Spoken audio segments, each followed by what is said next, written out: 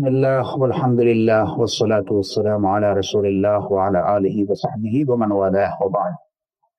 إخواني الكرام، السلام عليكم ورحمة الله وبركاته.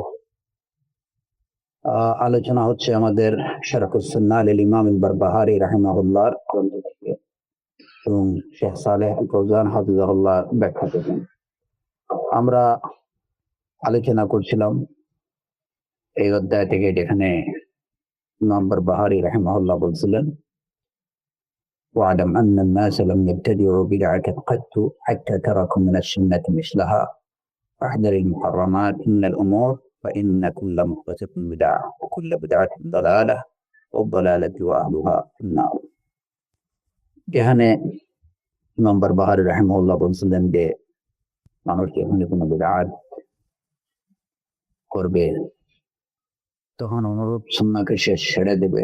অতএব ফাহযার আল মুহাররামাত মিনাল উমুর, নিষিদ্ধ বিষয় থেকে বেঁচে থাকো। আজকে আমরা এই অংশটুকু থেকে আলোচনা করার চেষ্টা করব। আসআলুল্লাহ সুবহানাহু ওয়া তাআলা আত-তাওফীক ওয়াস সাদাদ। ফাহযার আল মুহাররামাত মিনাল উমুর অর্থাৎ নিষিদ্ধ বিষয় থেকে বেঁচে থাকো, কারণ ফাইন্না কুল্লা মুহদাসাতিন বিদআহ, প্রত্যেকটি নব আবিষ্কৃত বিষয় হচ্ছে বিদআহ এবং প্রত্যেকটি বিদআত হলো ভ্রষ্টতা। আর ভ্রষ্টতা এবং যারা ভ্রষ্টতা অবলম্বন করে ওয়াদালালাতু আহলুহা ফিন্নার, ভ্রষ্টতা এবং ভ্রষ্টতা অবলম্বনকারী যারা, তাদের ঠিকানা হলো জাহান্নাম। এই মূল টেক্সটের ব্যাখ্যায় শেখ ফৌজান হাফিজাহুল্লাহ বলছেন যে لأن المحرمات لا خير فيها سواء محرمات الشرك أو الكفر أو المعاصي.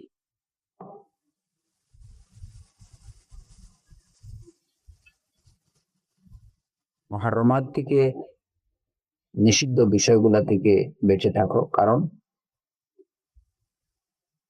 যত কিছু নিষিদ্ধ এর মধ্যে কোনো কল্যাণ নেই। এই নিষিদ্ধ বস্তুটা বা নিষিদ্ধ বিষয়টা, এটা শিরক হোক কিংবা কুফর হোক কিংবা অন্য কোনো পাপ কাজ হোক, যদি এটা নিষিদ্ধ হয়ে থাকে লা খায়রা ফিহি, তাহলে এর মধ্যে কোনো কল্যাণ নেই, মানুষের কোনো কল্যাণ তার মধ্যে নেই। লিআন্নাল্লাহ লা ইউহাররিমু শাইআন ওয়া ফীহি খায়রুন ইন্নামা ইউহাররিমু মা হুয়া শাররুন মাহাদ আও শাররুন রাজিহ আও শাররুন মুসাওয়িন। আল্লাহ সুবহানাহু ওয়া তাআলা মানুষের জন্য কল্যাণ আছে এমন কোন কিছুকে তিনি নিষিদ্ধ করেননি।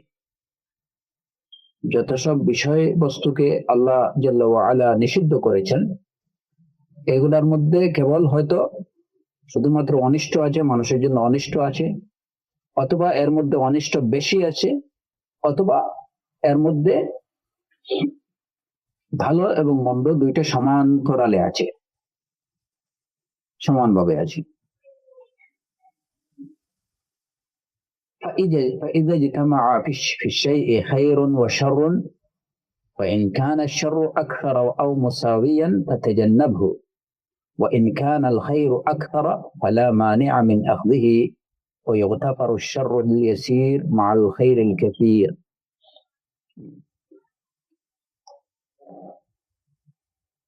যখন কোনো বিষয়ের মধ্যে ভালো এবং মন্দ দুইটা একত্রিত হবে, দুইটি পাওয়া যাবে, তখন তাতে যদি মন্দটার পরিমাণ যদি বেশি হয় অথবা মন্দ এবং ভালো দুইটা যদি সমান পরিমাণে হয়, ফাতাজান্নাবহু, তাহলে তুমি সেটাকে দূরে থাকো, সেটাকে পরিত্যাগ করো। আর যদি এর মধ্যে ভালোর দিকটা, একটা বস্তুর মধ্যে ভালো এবং মন্দ দুইটা আছে, এর মধ্যে যদি ভালোটা বেশি থাকে, মন্দ যদি পরিমাণে খুবই কম থাকে, আলা মানে আমিন আতদিহি, তাহলে ওই বস্তুটাকে গ্রহণ করাতে কোনো অসুবিধা নেই। কারণ যেখানে বেশিরভাগ সংখ্যক কল্যাণ থাকবে, তো বেশি সংখ্যক কল্যাণের সাথে সামান্য যদি মন্দ কিছু থাকে, তাহলে এতে কোনো ক্ষতি নেই, ওইটাকে এটা ওভারলোক করা যাবে। এটা এটা এটা এটা ক্ষমার যোগ্য। এখানে এই যে কথাগুলো খুবই সহজ কিন্তু অত্যন্ত তাৎপর্যপূর্ণ। ওয়াহদারিল মুহাররামাত মিনাল উমুর, আমরা মুহাররামাত থেকে, আল্লাহ সুবহানাহু ওয়া তাআলা নিষিদ্ধ বিষয়বস্তু থেকে আমরা বেঁচে থাকবো, এগুলা আমরা বর্জন করব, এগুলা থেকে দূরে থাকবো। কেন? প্রথমে তো কথা হলো এই যে কেন লিমা, এই লিমার সম্পর্কে আমরা গতকালকে আলোচনা করছি। এই লিমাটা এটা অভিযোগের সুরে না কিংবা জবাবদিহি সুরে না। কেন এটা থেকে বেঁচে থাকবো এইটা না, আমরা দেখতেছি যে এর মধ্যে কি হিকমা আছে, এর মধ্যে এর বৈশিষ্ট্যটা কি। আমরা জানি প্রথমত কথা হলো যে যেগুলো আল্লাহ সুবহানাহু ওয়া তাআলা নিষিদ্ধ করছেন সেগুলোকে পরিহার করা, সেগুলো থেকে বেঁচে থাকা আমাদের জন্য আবশ্যক। আমাদেরকে অবশ্যই সেগুলা বর্জন করতে হবে, সেগুলা থেকে দূরে থাকতে হবে। এর মধ্যে কোনো প্রশ্ন নেই, কোনো প্রশ্ন উত্থাপন করা যাবে না। এবার কথা হলো যে আমরা এই যে আল্লাহর হিকমা এলাহিয়া এর পিছনে কি আছে, নিজেদের ঈমানকে আরো বেশি বাড়ানোর জন্য, আল্লাহ সুবহানাহু ওয়া তাআলার আদেশ নিষেধগুলোর প্রতি নিজেদের আরো বেশি, এগুলোর মধ্যে যে মানুষের জন্য কল্যাণ, কত সব কল্যাণ রয়েছে, এগুলা জেনে নিজেদের ঈমানকে আরো মজবুত এবং আরো সুদৃঢ় করার জন্য আমরা তার পিছনের যে হিকমা গুলো, আমরা ভালো দিকগুলো আমরা খুঁজে দেখতে পারি। সেই উদ্দেশ্যে যখন আমরা দেখি এই দৃষ্টিকোণ থেকে বা এই এই এই চিন্তা ভাবনা নিয়ে যখন আমরা দেখি, তখন দেখা যায় যে আল্লাহ সুবহানাহু ওয়া তাআলা যত সব বিষয়বস্তুকে নিষিদ্ধ করছেন,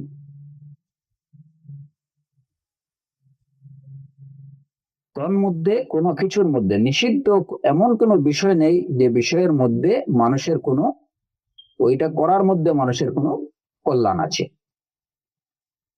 যত সব বিষয়বস্তুকে বর্জন করার জন্য আল্লাহ সুবহানাহু ওয়া তাআলা নির্দেশ দিচ্ছেন, যত সব বিষয়বস্তুকে নিষিদ্ধ ঘোষণা করছেন যে এটা নিষিদ্ধ, এটা করা যাবে না। এই সব বিষয়বস্তুর মধ্যে মানুষের জন্য কোনো কল্যাণ নেই।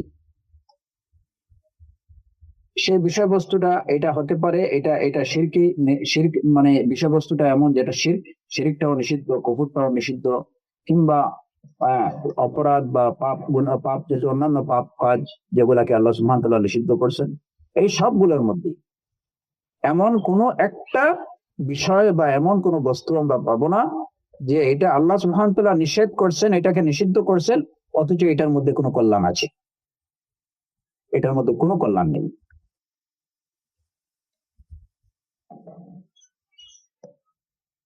মানব জাতির জন্য এটার মধ্যে কোনো কল্যাণ নেই।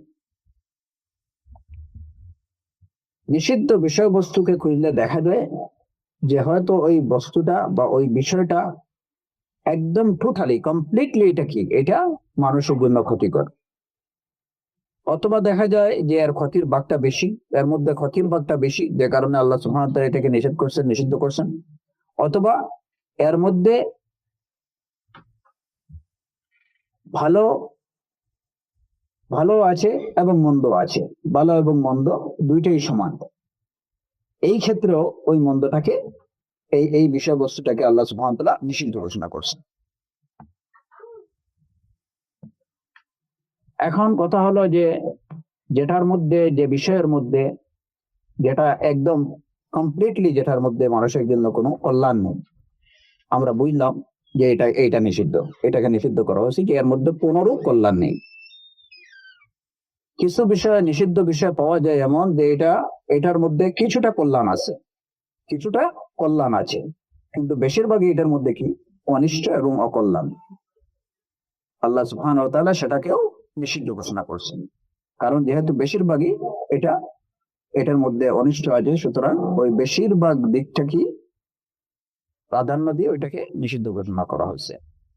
আবার নিষিদ্ধ বিষয়বস্তুর মধ্যে এমন কিছু বিষয়বস্তু পাওয়া যায় যে এর মধ্যে কল্যাণ এবং অকল্যাণ, ভালো এবং মন্দ দুইটাই কিন্তু 50-50, সমান সমান।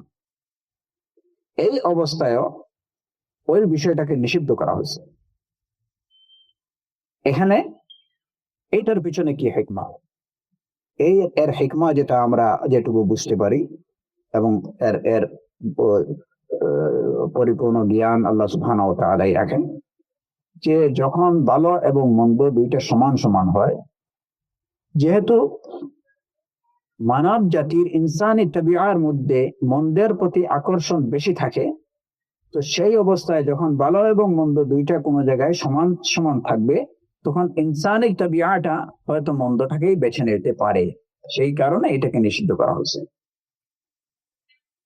তার মন্দটাকে প্রাধান্য পেয়ে যেতে পারে, এই কারণে এটাকে নিষিদ্ধ করে দেওয়া হয়েছে।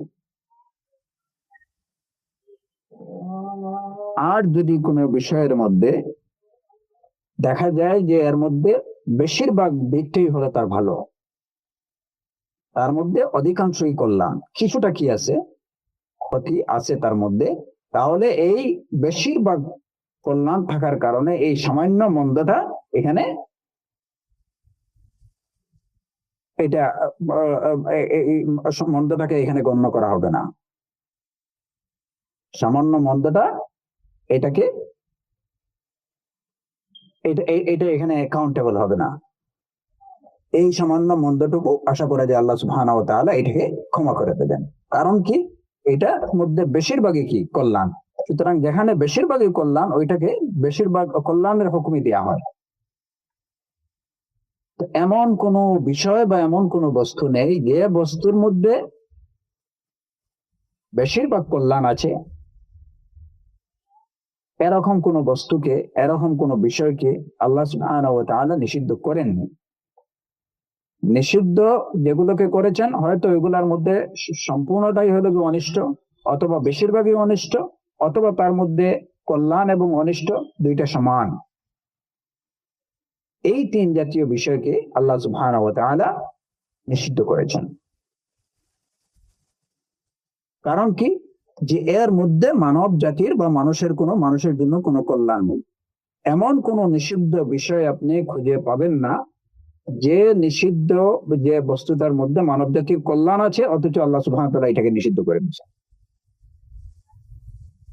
কেউ হয়তো প্রশ্ন করতে পারে যে এই যে 50-50 যেটার মধ্যে ভালো এবং মন্দ আছে, এটার মধ্যে তো কল্যাণ আছে। হ্যাঁ, এটার মধ্যে কল্যাণ আছে, কিন্তু এই কল্যাণ থাকাটা না থাকারই সমান। কারণ কি, ওই যে ইনসানি তাবিয়া, যদি এটার মধ্যে এই যে হাফ হাফ কি আছে, ভালো এবং মন্দ দুটোই আছে, কিন্তু ইনসানি তাবিয়া ইন্নান নাফসা লাআম্মারাতুম বিসসু ইল্লা মা রাহিমা রাব্বি, সেই হিসাবে মন্দটাকে সে গ্রহণ করে নিতে পারে, এবং মন্দটা তার কাছে প্রাধান্য পেয়ে যেতে পারে। তো এখানে যে ভালো যেটা আছে, এই ভালোটা আর তখন এটা তার কাছে গ্রহণযোগ্য হবে না। সুতরাং এই ক্ষেত্রেও যেখানে ভালো এবং মন্দ সমান সমান আছে, সেটাকেও নিষিদ্ধ করে দেওয়া হয়েছে।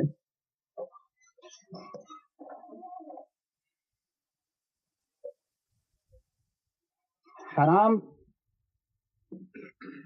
যে বিষয়গুলো,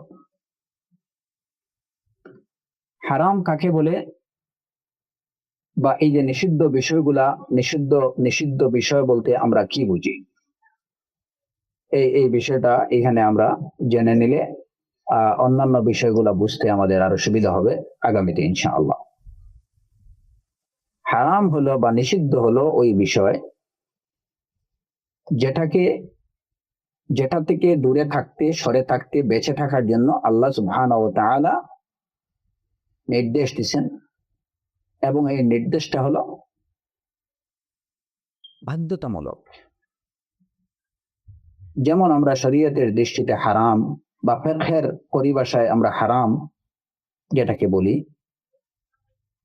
হারাম হলো যে বাধ্যতামূলক যে কাজ থেকে দূরে থাকার নির্দেশ রয়েছে, অথবা যে কাজ থেকে দূরে থাকার নির্দেশ বাধ্যতামূলক,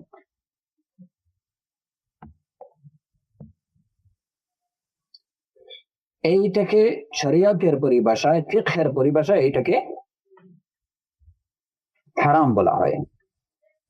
আমরা যেটাকে বাংলাতে নিষিদ্ধ বলি। যে কাজ থেকে বেঁচে থাকার জন্য শরীয়তের আবশ্যকীয় নির্দেশ রয়েছে, বা শরিয়া যে কাজ থেকে বেঁচে থাকার জন্য বাধ্যতামূলক নির্দেশ দিয়েছে, কিংবা আমরা বলতে পারি আরো সহজে যে কাজ থেকে বেঁচে থাকা এটা বাধ্যতামূলক, যে নির্দেশটা বাধ্যতামূলক, এই কাজ করা যাবে না, এটা নিষিদ্ধ। এই ধরনের আবশ্যকীয় নির্দেশকে, কোনো কিছু বর্জন করার আবশ্যকীয় নির্দেশকে হারাম বলা হয়। এবং যে কাজের বিষয়ে এই নির্দেশ দেওয়া হয় সেই কাজকে মুহাররাম বলা হয়।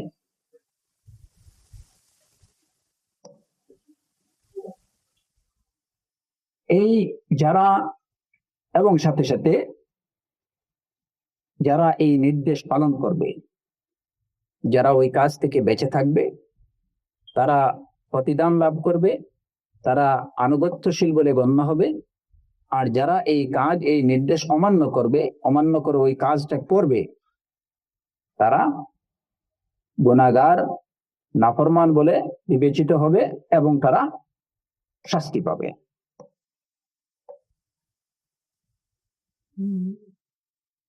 এই এই এই হলো হারাম কাকে বলে। এটা হলো হারামের পরিচয়।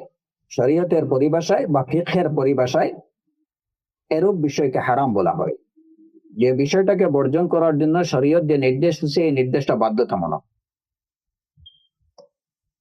এবং যে কাজটা বর্জন করলে, শরীয়তের নির্দেশ অনুসারে যে কাজটা বর্জন করলে বর্জনকারী প্রতিদান প্রাপ্ত হবে এবং সে আনুগত্যশীল বলে গণ্য হবে।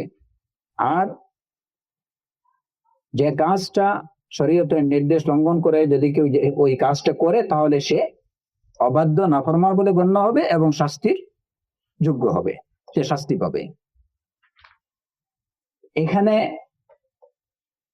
একটা বিষয় হলো যে জমহুর উলামায়ে কেরাম, অধিকাংশ উলামায়ে কেরামের দৃষ্টিতে এই রকম কাজগুলো হচ্ছে, বা এই রকম আদেশগুলো হচ্ছে, এটি মানে বিষয়গুলো হচ্ছে হারাম। এটা কাতঈ কোনো দলিল দ্বারা প্রমাণিত হোক অথবা জন্নী কোনো দলিল দ্বারা।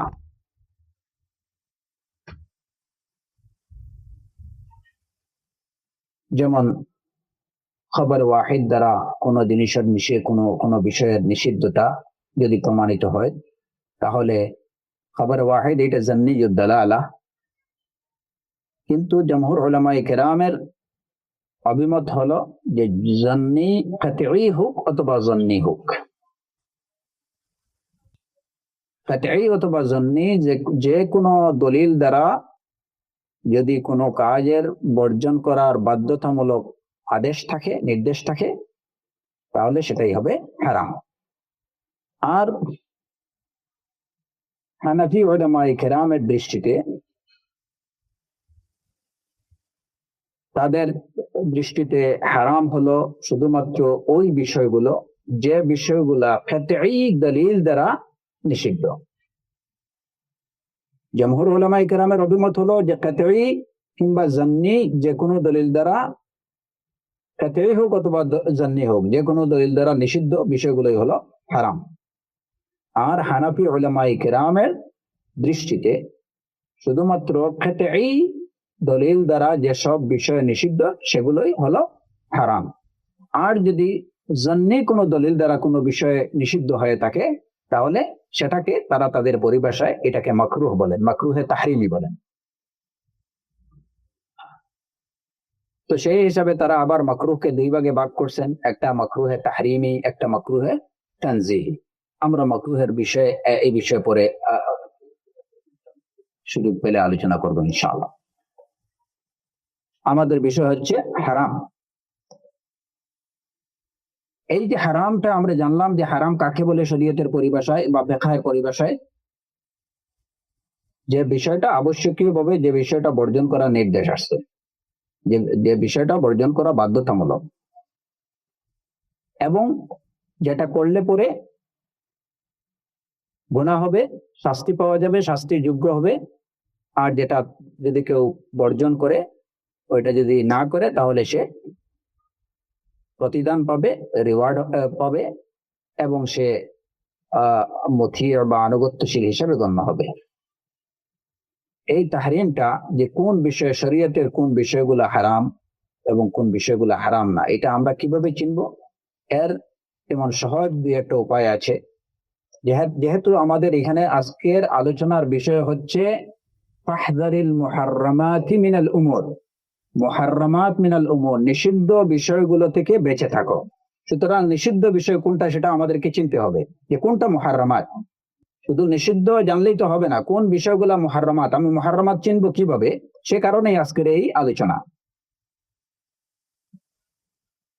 তো হারাম চেনার উপায় কি? হারাম চেনার উপায় হলো, যেমন শরীয়তে যে বিষয়গুলা নিষিদ্ধ, এই বিষয়গুলাকে চেনার উপায় হলো, যেমন শরীয়তে যখন ওই বিষয়টাকে নিষিদ্ধ করছে তখন ওইটাকে হারাম বলে উল্লেখ করছে, অথবা ওই ওই বিষয়ের বৈধতাকে রহিত করছে, এই বিষয়টা বৈধ না এটা বলছে।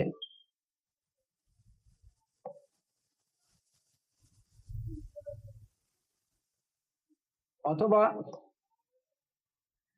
এমন ভাবে, এমন ভাষায় শরীয়ত কোন বিষয়কে নিষিদ্ধ করছে যে ভাষার দ্বারা বোঝা যায় যে এই বিষয়টা বর্জন করা আবশ্যক।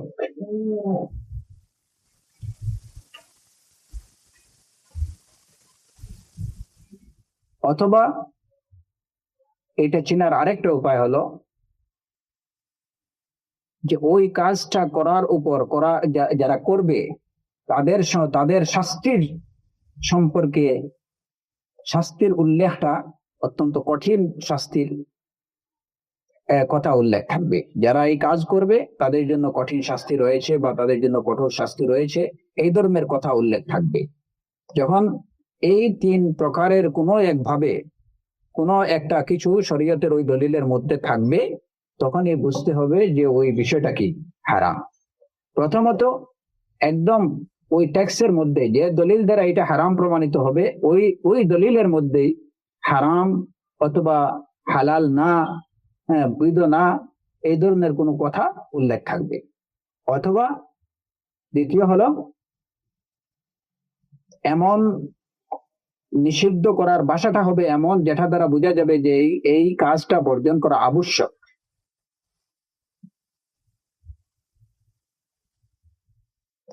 অথবা ওই কাজ যারা করবে তাদের জন্য রয়েছে কঠোর শাস্তি, কঠিন শাস্তি, বা এর এর এই এই এই এই এই হুকুম যারা লঙ্ঘন করবে তাদের কঠোর শাস্তির কথা উল্লেখ থাকবে।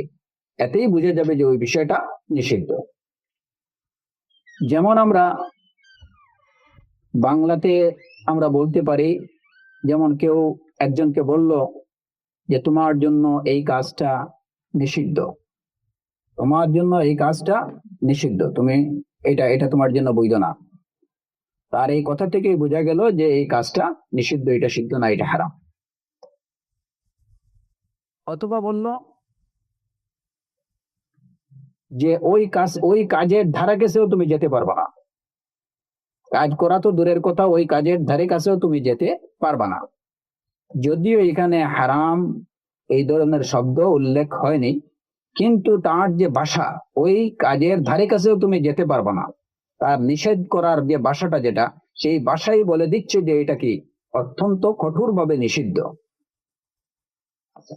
আবার যখন আমরা হয়তো কেউ কাউকে বলল যে যদি তুমি এই কাজ করো তাহলে তোমাকে জুতা পেটা করা হবে, অথবা তোমাকে লাঠি পেটা করা হবে, হ্যাঁ, তো অথবা তোমাকে জেলে ঢুকানো হবে, এই এই যে কথা, এই শাস্তির ধরন থেকে বোঝা যায় যে এই কাজটা কি তার জন্য নিষিদ্ধ।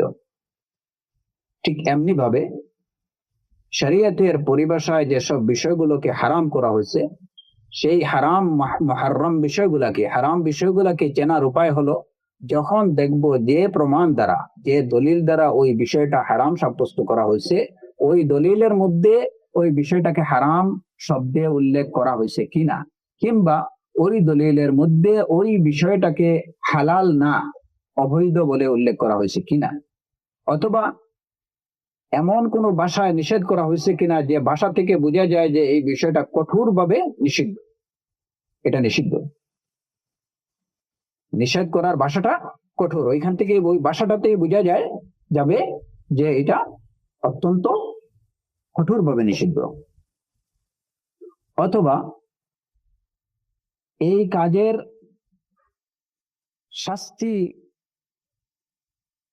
শাস্তির উল্লেখ করা, এই কাজে যদি কেউ এই কাজ করে তাহলে তার জন্য রয়েছে কঠোর শাস্তি বা কঠিন শাস্তি, বেদনাদায়ক শাস্তি, এ ধরনের কথা দ্বারা যদি উল্লেখ থাকে তাহলে বুঝতে হবে যে ওই কাজটা হারাম। এই হলো হারাম চেনার মোটামুটি দুই তিনটি উপায়। যেমন এর উদাহরণ গুলা যদি আমরা দেই,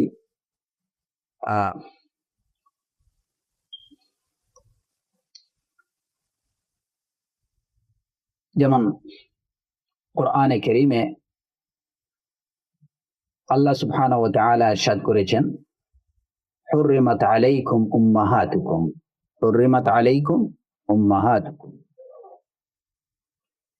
যে তোমাদের জন্য তোমাদের মায়েরা হারাম। এখানে হুররিমাত আলাইকুম, হারাম শব্দটা স্পষ্টভাবে উল্লেখ করা হয়েছে, সুতরাং এটা বুঝতে আর অসুবিধা হওয়ার কথা না যে এটা কি হারাম। হুররিমাত আলাইকুম উম্মাহাতুকুম, তোমাদের জন্য তোমাদের মায়েরা হারাম, মানে মায়েদের বিয়ে করা হারাম। হারাম শব্দটা এখানে সুস্পষ্টভাবে দলিলের মধ্যে উল্লেখ আছে। অথবা আমরা দ্বিতীয় যে কথাটা বললাম, হারাম চেনার যে দ্বিতীয় উপায়, যে নিষেধ করার ভাষাটাই হবে কঠোর, বোঝা যাবে যে এই বিষয়টা কঠোরভাবে নিষিদ্ধ। যেমন কোরআনে কারীমে আল্লাহ সুবহানাহু ওয়া তাআলা বলেছেন, ফাজতানিবুর রিজসা মিনাল আওসানি ওয়াজতানিবু কাওলাজ জুর, ফাজতানিবুর রিজসা মিনাল আওসান ওয়াজতানিবু কাওলাজ জুর, যে প্রতিমার অপবিত্রতা থেকে তোমরা বেঁচে থাকো এবং মিথ্যা কথা থেকে দূরে থাকো। ফাজতানিবুর রিজস, ফাজতানিবুর রিজসা মিনাল আওসান, এই যে এখানে আর রিজ, এটাকে মন্দ অপবিত্র বলে উল্লেখ করা হয়েছে, এবং ওই মন্দ অপবিত্র বিষয় থেকে তোমরা দূরে থাকো। এটা ওই ভাষাতেই বোঝা যায় যে বিষয়টাকে মন্দ বলা হয়েছে, যে বিষয়টাকে অপবিত্র বলা হয়েছে, যে মূর্তি বা প্রতিমার অপবিত্রতা থেকে ওইটাকে অপবিত্র যখন বলা হয়েছে, তখন স্বাভাবিকভাবে যেহেতু এইটা থেকে দূরে থাকার, বেঁচে থাকার নির্দেশ দেওয়া হয়েছে, এই নির্দেশটাই বোঝা যায় যে খুবই কঠিন। ভাষায় বলে দিচ্ছে ফাজতানিবুর রিজ, আর রিজ এটা নাপাক, নাপাক থেকে বেঁচে থাকো। যখন ওই বিষয়টাকে নাপাক সাব্যস্ত করা হয়েছে, তখনই বোঝা গেল যে এই নাপাক থেকে তো দূরে থাকতেই হবে। যে বিষয় থেকে দূরে থাকার জন্য নির্দেশ দেওয়া হলো, ওই বিষয়টাকে নাপাক বলে আখ্যায়িত করা হলো। এই নাপাক বলে আখ্যায়িত করাটাই প্রমাণ করে যে এই নিষেধটা খুবই জরুরি এবং এটা আবশ্যকীয়। যেমন অন্য আয়াতে আল্লাহ জাল্লা ওয়া আলা ইরশাদ করেছেন, ইন্নামাল খামরু ওয়াল মাইসিরু ওয়াল আনসাবু ওয়াল আজলামু রিজসুম মিন আমালিশ শাইতান ফাজতানিবুহু, যে মদ, জুয়া, তারপরে প্রতিমা, ভাগ্য নির্ধারক পীর, এসব হচ্ছে রিজসুম মিন আমালিশ শাইতান, এগুলা শয়তানের অপবিত্র কাজ। ফাজতানিবুহু, অতএব তোমরা তার থেকে দূরে থাকো, বেঁচে থাকো। তো যখন বলা হলো এই সমস্ত কাজকে রিজসুম মিন আমালিশ শাইতান, যে এগুলা শয়তানের অপবিত্র কাজ, তখনই বোঝা গেল ওই যখনই অপবিত্র কাজ বলা হয়েছে, এইটুকু বললেই কিন্তু কি হয়ে যেত, এই বিষয়গুলোর নিষিদ্ধতা প্রমাণিত হয়ে যেত। অপবিত্র কাজ এটা তো সিদ্ধ হওয়ার কথা না, যে কোনো বিবেকই সেটা বলে। রিজসুম মিন আমালি শাইতান, রিজসুম মিন আমালি শাইতান, এইটুকু বললেই কিন্তু নিষিদ্ধতা প্রমাণিত হয়ে যায়। শয়তানের অপবিত্র কাজ বা শয়তানের কাজগুলো তো সিদ্ধ হবেই না, হওয়ার কথা না। এরপরে এইটুকু বলার পরে আবার বলা হলো ফাজতানিবু। অতএব তার এই টেক্সটই, হ্যাঁ, এই দলিলটাই প্রমাণ করে, দলিলের ভাষাটাই প্রমাণ করে যে এই নিষেধটা হলো অত্যন্ত কঠোর ভাবে বিষয়টা নিষিদ্ধ, এই বিষয়গুলা নিষিদ্ধ।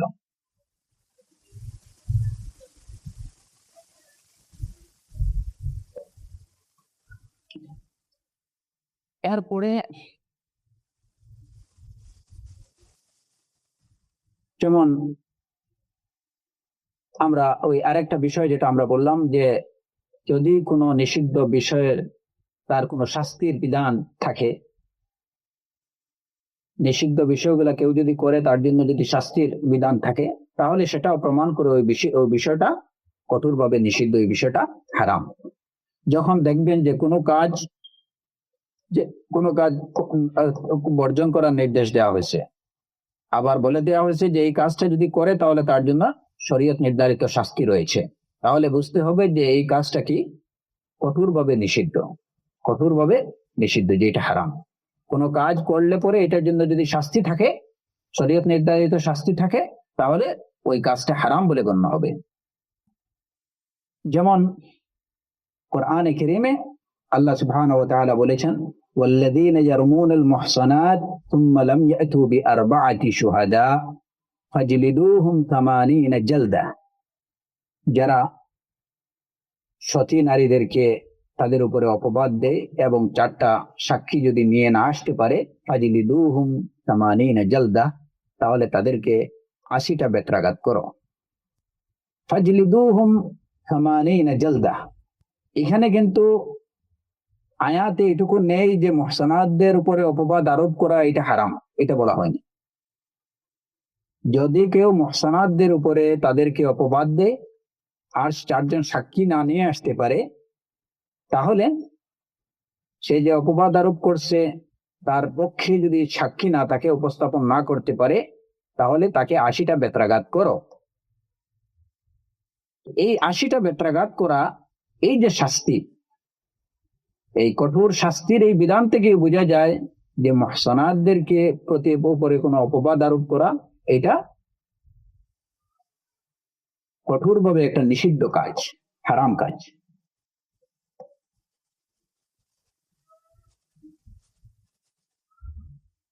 এরপরে যেমন আরেকটা আয়াতে আল্লাহ সুবহানাহু ওয়া তাআলা বলেছেন, ইন্নাল্লাযীনা ইয়াকুলুনা আমওয়ালাল ইয়াতামা যুলমা ইন্নামা ইয়াকুলুনা ফি বুতুনিহিম নারা ওয়া সায়াসলাউনা সাঈরা। যারা অন্যায়ভাবে ইয়াতীমের মাল ভক্ষণ করে খায়, ইন্নামা ইয়াকুলুনা ফি বুতুনিহিম নারা, তারা তাদের পেটের মধ্যে আগুন ঢোকায়। ওয়া সায়াসলাউনা সাঈরা, এবং অচিরেই তাদেরকে দোজখে নিক্ষেপ করা হবে, তারা অচিরেই জাহান্নামে প্রবেশ করবে। এই যে কঠোর শাস্তি, কঠোর শাস্তির কথা বলা হলো, ইন্নাল্লাযীনা ইয়াকুলুনা আমওয়ালাল ইয়াতামা যুলমা ইন্নামা ইয়াকুলুনা ফি বুতুনিহিম নারা। যদিও এই আয়াতে আমওয়ালাল ইয়াতামা যুলমান অন্যায়ভাবে এতিমের মাল খেতে নিষেধ করা হয়নি, এই আয়াতে কোনো নিষেধের কথা উল্লেখ নেই। যদিও অন্য আয়াতে আছে, এই আয়াতে কি নেই, উল্লেখ নেই। কিন্তু এই আয়াতের যে ভাষা, সেই ভাষাই বলে দিচ্ছে যে আমওয়ালাল ইয়াতামা যুলমান খাওয়াটা হলো এটা কি হারাম। কারণ কি, এর শাস্তি সম্পর্কে আল্লাহ সুবহানাহু ওয়া তাআলা বলছেন, ইন্নামা ইয়াকুলুনা ফি বুতুনিহিম নারা, তারা যেন তাদের পেটের মধ্যে তারা আগুন ঢুকাইতেছে। আর ওয়া সায়াসলাউনা সাঈরা, অচিরেই তারা জাহান্নামে প্রবেশ করবে। তো যে কাজের শাস্তি হলো জাহান্নাম, যে কাজ করাকে আগুন পেটে দেওয়ার সাথে তুলনা করা হয়েছে, এইটা তার এই ভাষা থেকেই বোঝা যায় যে এটা কি কঠোরভাবে নিষিদ্ধ। এই হলো হারাম মানে চেনার সহজ 2-3টি উপায়। ফাহদারিল মুহাররামাত মিনাল উমুর। তো যখনই আপনি চিনতে পারবেন যে শরিয়াতের প্রমাণ দ্বারা, সেটা কাতঈয়ুদ দালালা হোক অথবা যন্নিয়ুদ দালালা হোক, শরিয়তের প্রমাণ দ্বারা যদি কোনো বিষয় হারাম সাব্যস্ত হয়, আপনি হারাম বলে চিনতে পারেন, তখনই ওই বিষয়টাকে এরকম প্রত্যেকটি বিষয় থেকে দূরে থাকা আবশ্যক। এরূপ বিষয় থেকে দূরে থাকা আবশ্যক।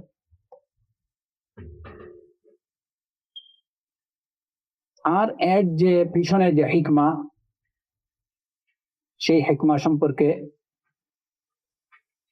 শেখ সালেহ আল ফৌজান হাফিজাহুল্লাহ এখানে যে কথাগুলো বললেন, যে এমন কোনো হারাম কাজ নেই যে কাজের মধ্যে মানুষের কোনো কল্যাণ আছে। মানুষের কল্যাণ আছে এরূপ কোনো কাজকে আল্লাহ সুবহানাহু ওয়া তাআলা হারাম করেননি, বরং হারাম করেছেন ওই সমস্ত কাজগুলো কি, ওই সমস্ত বিষয়বস্তুগুলো কি যেগুলোর মধ্যে মানব জাতির জন্য অকল্যাণ রয়েছে।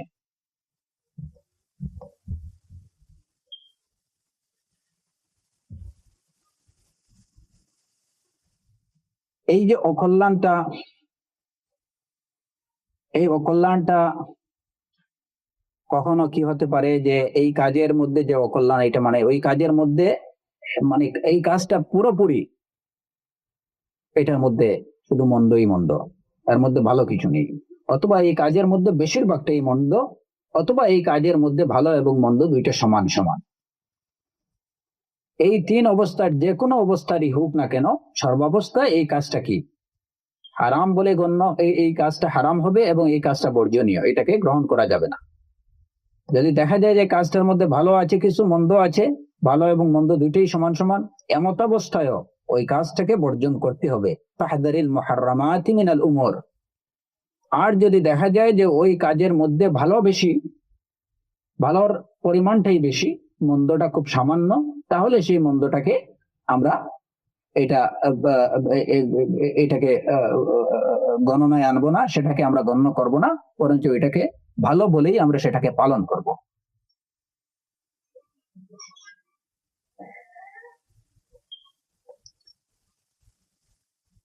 হারাম, এই যে মুহাররামাত যে বিষয়গুলা বা নিষিদ্ধ বিষয়গুলা, তার মধ্যে যে অকল্যাণ বা যে অনিষ্টগুলো থাকে, সেই অকল্যাণটা কখনো দেখা যায় যে ওই নিষেধকৃত বা নিষিদ্ধ মূল বিষয়টার মধ্যে অকল্যাণ থাকতে পারে। মূল বিষয়টার মধ্যে অকল্যাণ থাকার কারণে ওইটা হারাম হতে পারে, অথবা ওই বিষয়টার সাথে অন্য যে বিষয়টা সংশ্লিষ্ট থাকবে, ওই নিষিদ্ধ বিষয়ের সাথে, ওই বিষয়টার সাথে মূল বিষয়টা কিনা মন্দ না, কিন্তু এই বিষয়টার সাথে যে বিষয়টা সংশ্লিষ্ট থাকবে, সেই বিষয়টা মন্দ হওয়ার কারণে মূল বিষয়টা মন্দ বা হারামে পর্যবসিত হবে। ইনশাআল্লাহ ওবিল মিসাল ইয়াত্তাদিহুল মাকাল, আমরা উদাহরণ দেব এবং উদাহরণের দ্বারা বিষয়টা আপনাদের কাছে পরিষ্কার হয়ে যাবে ইনশাআল্লাহ। মূল কথাটা যেটা বুঝতে হবে যে হারাম যে বিষয়গুলাকে আমরা জানবো, আমরা জানলাম এইটুকু যে প্রত্যেকটা হারামের মধ্যেই কি আছে, অনিষ্ট আছে, মন্দ আছে। এখন সেই মন্দটা দেখা যাবে যে হয়তো মূল বিষয়টার মধ্যে হয়তো মূল বিষয়টাই কি এটার মধ্যেই অনিষ্ট, গোড়াতেই গলদ, সেটা হতে পারে। কিংবা দেখা যাবে যে মূল বিষয়টা কি আছে ঠিক আছে, কিন্তু এই বিষয়টা যার সাথে সংশ্লিষ্ট, কিংবা এই বিষয়টার সাথে যে অন্য যে বিষয়টা এসে সম্পৃক্ত হয়েছে, ওই বিষয়টা কি মন্দ, বা ওই বিষয়টা হলো ওই বিষয়টার মধ্যে ফাসাদ রয়েছে। তো যদিও মূল বিষয়টা কি না, মূল বিষয়টা খারাপ ছিল না, কিন্তু তার সাথে এমন একটা বিষয় এসে অ্যাড হয়েছে ওই বিষয়টা তার সাথে অ্যাড হওয়ার কারণে মূল বিষয়টা খারাপ হয়ে গেছে। আলা কুল্লি হাল, মূল বিষয়টা মন্দ হোক কিংবা অন্য একটা বিষয় এসে তার সাথে অ্যাড হওয়ার কারণে বিষয়টা মন্দ হোক, সর্বাবস্থায় সেটা হারাম বলে গণ্য হবে। এই কথাটা আমাদের জানতে হবে এই কারণে যে যখন আমরা বলবো যে এমন কোনো মুহাররম বা নিষিদ্ধ বিষয় নেই যেটার মধ্যে কোনো কল্যাণ আছে, তখন আমরা দেখবো যে হ্যাঁ, অনেক বিষয় আছে যেটার মধ্যে মূলত এটার কল্যাণ আছে। তাহলে তখন প্রশ্ন আসবে আমাদের মনে যে তাহলে এটা হারাম হবে কেন? তখন আবার ওই হারাম সাব্যস্তকরণে আমাদের ওলট পালট হয়ে যেতে পারে, বা হারাম চিন্তে আমরা ভুল করে নিতে পারি। হারাম সাব্যস্ত করেন না, হারাম তো এটা আল্লাহ সুবহানাহু ওয়া তাআলা, হালাল হারাম আল্লাহ সুবহানাহু ওয়া তাআলা দ্বারা এটা নির্ধারিত এবং সাব্যস্তকৃত। আমাদের চিন্তে ওইগুলা কি হতে পারে? ওলট পালট হতে পারে। তাহলে বোঝা গেল যে হারাম বা নিষিদ্ধ বিষয়গুলোর মধ্যে মন্দ আছে, মন্দ তার মধ্যে আছে। সেই মন্দটা ওই হারাম বা নিষিদ্ধ মূল বিষয়ের মধ্যে থাকতে পারে, অথবা মূল বিষয়টা ভালো কিন্তু তার সাথে যে বিষয়টা এসে অ্যাড হয়েছে সেই বিষয়টার মধ্যে মন্দ আছে। কিন্তু সর্বাবস্থায় তার মধ্যে খুঁজলে মন্দ পাওয়া যাবেই। এটা মন্দ থেকে এটা কি নেই, মুক্ত নয়, এটার মধ্যে ফাসাদ আছে। যে বিষয়ের মধ্যে যে বিষয়টা মূল বিষয়টাই হলো কি মন্দ, সেটা তো কি মূলতই এটা কি হারাম। এইটা যখন এই ধরনের কাজ এইরূপ হারাম, যে কাজটা মূলতই মন্দ, এটা মূলতই হারাম, এরকম কাজ করা কারোর জন্য হালাল না। যদি কেউ এরূপ কোনো কাজ করে তাহলে সে অবশ্যই কি হবে? তিরস্কৃত হবে এবং শাস্তির যোগ্য হবে। বিষয়টা খুব ভালো করে খেয়াল করবেন, যে বিষয়টার মূলেই মন্দ, মূল বিষয়টাই কি মন্দ, এই বিষয়টা কমপ্লিটলি হারাম। যদি কেউ এরূপ কোনো কাজ করে তাহলে সে তিরস্কৃত হবে, নিন্দিত হবে এবং সে শাস্তিযোগ্য হবে, সে শাস্তি পাবে। আর যে বিষয়টা মূলত কিনা হারাম না, কিন্তু তার সাথে অন্য একটা বিষয় অ্যাড হয়েছে, যে বিষয়টার মধ্যে ফাসাদ আছে, ওই বিষয়টা এসে যুক্ত হওয়ার কারণে ওই মূল বিষয়টা কি হয়? হারাম হয়। কিন্তু এই দুইটা হারামের মধ্যে একটা পার্থক্য আছে, এই দুইটা হারামের বিধান কিন্তু এক নয়। যেমন কিভাবে আমরা উদাহরণ দেখি, যে বিষয়টা মূলত এটা কি হারাম, মৌলিকভাবে যে বিষয়টাকে আল্লাহ সুবহানাহু ওয়া তাআলা হারাম করে দিয়েছেন, বোঝা গেল যে এর মৌলিকত্বেই কি আছে? ফাসাদ আছে। কারণ এই যে আমরা দেখছি হিকমা ইলাহিয়া, যে আল্লাহ সুবহানাহু ওয়া তাআলা যত সব বিষয়কে হারাম করছেন এই সবগুলোর মধ্যেই কি আছে? অনিষ্ট আছে। তো এই বিষয়টার মূল যে বিষয়টাকে হারাম করছেন ওই বিষয়টার মৌলিকত্বেই কি আছে? ফাসাদ আছে। তো আল্লাহ সুবহানাহু ওয়া তাআলা এরকম যেসব বিষয়কে হারাম করছেন, হ্যাঁ, যেমন যেমন যেমন ব্যভিচার, তারপরে যেমন যারা মাহারিম, হ্যাঁ, মাহরাম যারা, তাদেরকে মাহরাম কাউকে বিয়ে করা, হ্যাঁ, তারপরে মৃত পশু খাওয়া বা বিক্রি করা, চুরি করা, তারপরে মানুষ হত্যা করা, অন্যায়ভাবে মানুষ হত্যা করা, এই যে বিষয়গুলা কি মৌলিকভাবে এইগুলা হারাম। সুতরাং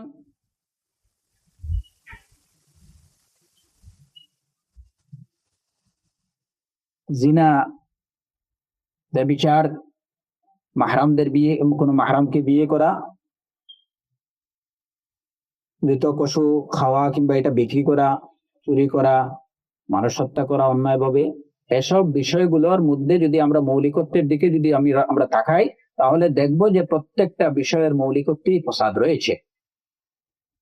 ব্যভিচারের মাধ্যমে যেমন একটা একটা শুধু একটা মানুষকে না, একটা সমাজকে কলঙ্কিত করা হয়, একজন মানুষের তার ইজ্জত হুরমতকে ধ্বংস করা হয়। হ্যাঁ, অনেক ধরনের মানে ব্যক্তিগত সামাজিক অনেক ফাসাদ, যেটা বলার অপেক্ষা রাখে না, সবাই জানে, সবাই বুঝতে পারে। তারপরে যেমন মাহরাম, যারা কোনো মাহরামকে বিয়ে করা, এই মাহরামকে বিয়ে করার মধ্যেও কি সামাজিক, পারিবারিক এবং শারীরিক, দৈহিক অনেক অনিষ্ট, অনেক ফাসাদ এটার মধ্যে আছে। কিছু হয়তো আমরা খুব সামান্যই আমরা এইগুলার ফাসাদ সম্পর্কে আমরা জানতে পারি, আর সব ইলম আল্লাহ সুবহানাহু ওয়া তাআলার হাতে, যে কত অসংখ্য এর মধ্যে কত ক্ষতি রয়েছে। আমরা যেটুকু জানতে পারি এটা ওই সব মানে এই যে সব ফাসাদ রয়েছে তার খুব সামান্য কিছু বিষয় সম্পর্কে হয়তো মানুষ গবেষণা করে খুঁজে বের করতে পারে। এমনি ভাবে যেমন মৃত পশুর গোশত খাওয়া কিংবা এটাকে বিক্রি করা, এটার মধ্যে যেমন মানুষের দৈহিক কি আছে, শারীরিক ক্ষতি আছে, ঠিক ঠিক এমনি ভাবে এটার মধ্যে সামাজিক অনেক ক্ষতি আছে। এটার মধ্যে চুরি করা, মানুষ হত্যা করা, এই সবগুলার মধ্যেই এই এই বিষয়গুলা হলো এমন যে এর মূল বিষয়গুলাই হলো কি ক্ষতিকর এবং চরম ক্ষতিকর। আল্লাহ সুবহানাহু ওয়া তাআলা এগুলাকে নিষিদ্ধ করছেন। সুতরাং যদি কেউ এরকম কোনো কাজ করে তাহলে সে অবশ্যই নিন্দিত, তিরস্কৃত হবে এবং সে শাস্তির যোগ্য হবে, কঠোর কঠোর কঠোর শাস্তির অধিকারী হবে, যোগ্য হবে। এবং এখানে আরেকটা বিষয়, সূক্ষ্ম একটা বিষয়, যে বিষয়গুলো হারাম এবং মৌলিকভাবে যে বিষয়গুলো হারাম, যে বিষয়গুলা মৌলিকভাবে হারাম, এই বিষয়গুলোর দ্বারা এই বিষয়গুলা কোনো শরীয়ত এই বিষয়গুলোর উপরে নির্ভর করে যে হয়তো একজন লোক নিষিদ্ধ একটা কাজ নিষিদ্ধ করে ফেলছে, তাই বলে ওই কাজের উপরে নির্ভর করে শরীয়তের সিদ্ধ কোনো আইন এটার উপরে প্রতিষ্ঠিত করা যাবে না।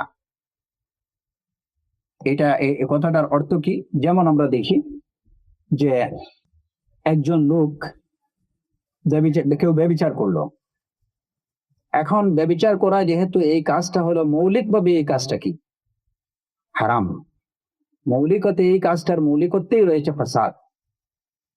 সুতরাং ব্যভিচারের মাধ্যমে যদি কোনো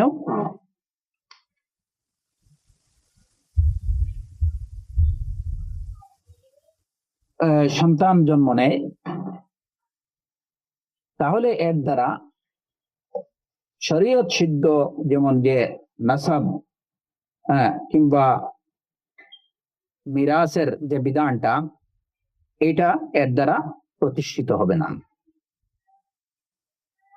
ব্যভিচারের মাধ্যমে জন্ম নেওয়া সন্তান, এটা বিয়ের মাধ্যমে জন্ম নেওয়া সন্তানের মতো সে কোনো নাসাবের অধিকারী হবে না, এবং বিয়ের মাধ্যমে জন্ম নেওয়া সন্তানের যেভাবে সে তার পিতার উত্তরাধিকারী হয়ে থাকে, ব্যভিচারের মাধ্যমে জন্ম নেওয়া সন্তান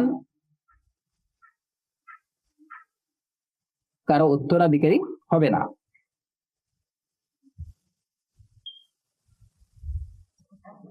ঠিক এমনি ভাবে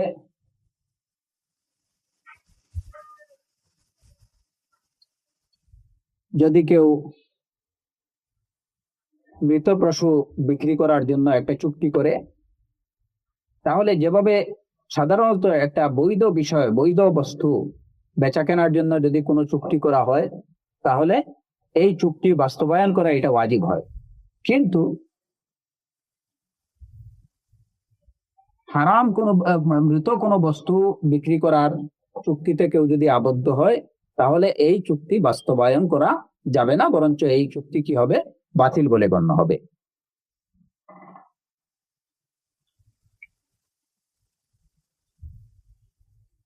যদি কোনো মাহরামের সাথে কেউ বিয়ের আকদ হয় কারো, তাহলে যে বিয়ে হয়েছে বলে কি হবে না, এই আকদকে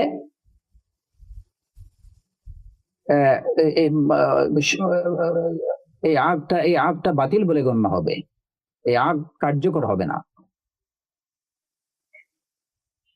এখানে কথা হলো যে বিষয়গুলো মৌলিকভাবে হারাম, এবং যে বিষয়গুলোকে আল্লাহ সুবহানাহু ওয়া তাআলা সরাসরি হারাম ঘোষণা করছেন, কোরআন এবং সুন্নাহর প্রমাণ দ্বারা যে বিষয়গুলো হারাম ঘোষিত, সেই বিষয়গুলো উপরে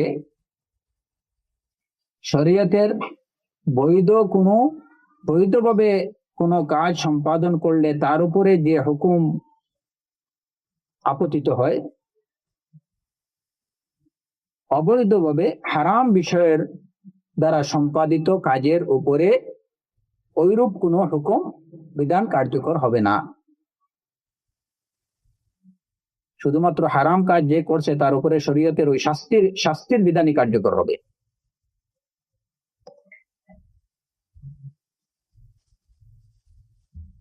যেমন কেউ চুরি করছে, চুরি করা এটা কি মৌলিকভাবে এই কাজটা হারাম। এখন চুরি করে কেউ কিছু নিয়ে আসছে, এখন এইটুকু বলা যাবে না যে যেহেতু চুরি করে সে এটা অর্জন করে ফেলছে অতএব এটার মালিক সে হয়ে গেছে, তাকে এটার মালিকানার বৈধতা দেয়া যাবে না। কারণ কি, এটা মৌলিকভাবে এটা তার যে অর্জন করার যেভাবে যে করছে, এটা যেভাবে করছে সেটাই কি তার মূলেই রয়েছে ফাসাদ। সুতরাং চুরি করে নিয়ে আসছে, মাল নিয়ে আসছে, তার প্যাকেটে ঢুকাই ফেলছে, এই কারণে সে একজন এর মালিক হয়ে যাবে, এটা বলা যাবে না। যেভাবে একজন লোক কষ্ট করে তার শ্রম দিয়ে কোনো কিছু উপার্জন করে যদি তার প্যাকেটে পুরে, তাহলে সে সেটার মালিক হয়। হ্যাঁ, এখন এইটুকু বলা যাবে না যে চুরি হোক আর যাই হোক কাজটা খারাপই করছে, হ্যাঁ কাজ খারাপ করছে এটা ঠিক আছে, কিন্তু এখন বেচারা তার প্যাকেটে ঢুকাই দিছে এই জন্য এটা মালিক হয়ে গেছে, এটা বলা যাবে না। তো এইভাবে প্রত্যেকটা বিষয়ে যেসব বিষয়গুলা মৌলিকভাবে হারাম, ওই বিষয়গুলোর উপরে শরীয়তের এই বিষয়গুলা শরীয়ত সুসিদ্ধ কোন বিধান লাভের কারণ হবে না, শরীয়ত সিদ্ধ কোনো বিধান লাভের কারণ হবে না। কেবলমাত্র হারাম কাজ করার জন্য শরীয়ত নির্ধারিত শাস্তির যোগ্য হবে ওই ব্যক্তি, যে ব্যক্তি হারাম কাজগুলো করবে।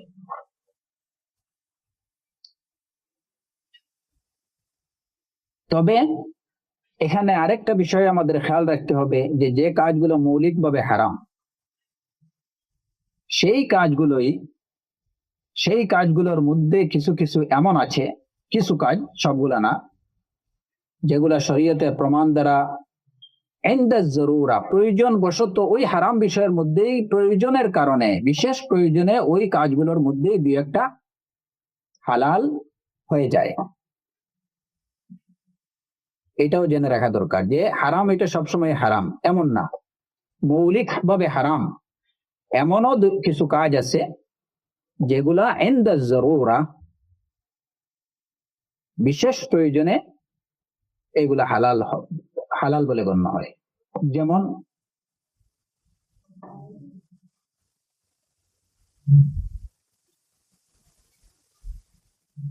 এই প্রয়োজনগুলা কি, প্রথমত প্রয়োজনটা কোন বিশেষ প্রয়োজন বলতে আমি যদি বিশেষ প্রয়োজন মনে করি তাহলে হবে না, শরীয়ত যেটাকে বিশেষ প্রয়োজন হিসাবে গণ্য করছে, এবং বিশেষ প্রয়োজনে শরীয়ত কেবল যে কাজটা করার অনুমতি দিছে সেটাই করতে হবে। এখন বিশেষ প্রয়োজন মনে করে যে যা কিছু হারাম আছে সবই যদি কেউ করতে থাকে তাহলে সেটা কোনোভাবে গ্রহণযোগ্য হবে না। সবগুলো হারামকে সর্বাবস্থায় শরীয়ত কি করে নেই, হালাল করে দেয়নি। মাত্র মানে গুটি কয়েকটি, দুই একটি বিষয়কে শরীয়ত বিশেষ প্রয়োজনে হালাল করে দিছে।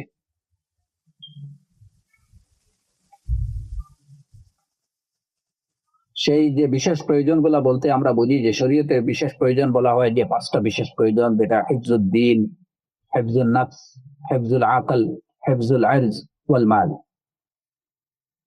দ্বীনের হেফাজত, তারপরে জানের হেফাজত, মালের হেফাজত, তারপরে নিজের বুদ্ধির জ্ঞানের হেফাজত, তারপরে সম্মানের হেফাজত, ইজ্জতের হেফাজত, দিনের হেফাজত, জানের হেফাজত, মালের হেফাজত, সম্মানের হেফাজত, আর জ্ঞান বুদ্ধির হেফাজত।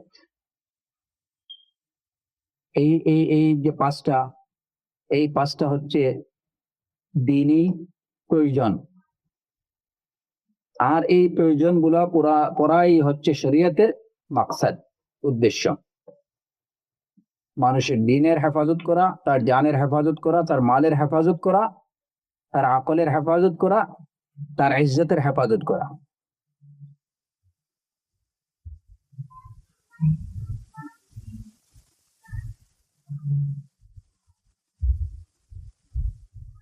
তো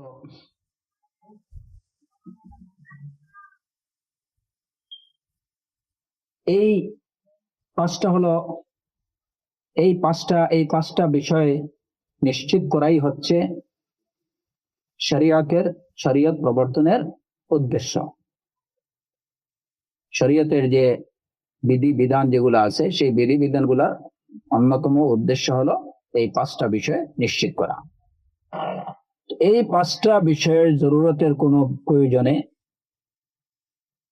যদি ওই হারাম বিষয়বস্তুর মধ্যে হতে কোনো কিছু শরীয়ত যে দুই একটা বিষয়কে হালাল করে দেবে, কেবল সেগুলোই হালাল বলে গণ্য হবে। যেমন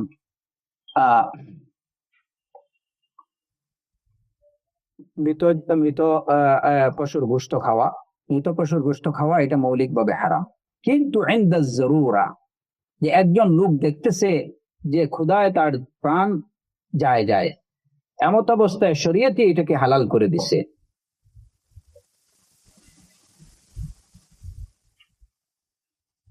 এমত অবস্থায় শরীয়তে এটাকে হালাল করে দিছে যে ওই সময়ে তুমি শুধুমাত্র তোমার প্রাণ রক্ষা পায় সেই পরিমাণ মৃত পশুর গোশত খেতে পারো। ফালা ইসমা আলাইহি ফামান ইসতুররা গায়রা বাগিন ওয়ালা আদিন ফালা ইসমা আলাইহি। শুধুমাত্র প্রাণ রক্ষা করা যায় এই পরিমাণ, এর থেকে বেশি না। যদিও এই মাইতা বা মৃত পশুর গোশত আমরা জানছি আগে যে মৃত পশুর গোশত এটাকে মৌলিকভাবে এটা হারাম, এটা খাওয়া হারাম, এটা বিক্রি করাও হারাম। কিন্তু ইনদা জরুরা, ওই যে লিহিফজিল নফস, নিজের প্রাণ রক্ষার জন্য শুধুমাত্র প্রয়োজন অনুপাতে যতটুকু না খেলেই হয় না, ততটুকু খাওয়া তার জন্য হালাল। মদ পান করা এটা হারাম, মৌলিকভাবে এটা হারাম। কিন্তু দেখা গেল যে একজন লোক পানির পিপাসায় তার প্রাণ ওষ্ঠাগত, প্রাণ যায়, এমত অবস্থায় প্রাণ বাঁচানো যায় এই পরিমাণ মদ পান করা তার জন্য হালাল। এই হলো মৌলিকভাবে হারামের যে সমস্ত বিষয়, এই বিষয়গুলো সম্পর্কে এই হলো কথা। এখন আমরা আগে বলছিলাম যে হারামের মধ্যে কিছু বিষয় আছে যেগুলো মৌলিকভাবে হারাম না, মৌলিকভাবে এগুলো হারাম না, কিন্তু তার সাথে যে বিষয়টা এসে অ্যাড হয় ওই বিষয়টার মধ্যে ফাসাদ থাকার কারণে ওইগুলা হারাম ঘোষণা করা হয়েছে এগুলাকে, বা ওইগুলা নিষিদ্ধ। তো সেগুলা কি? যেমন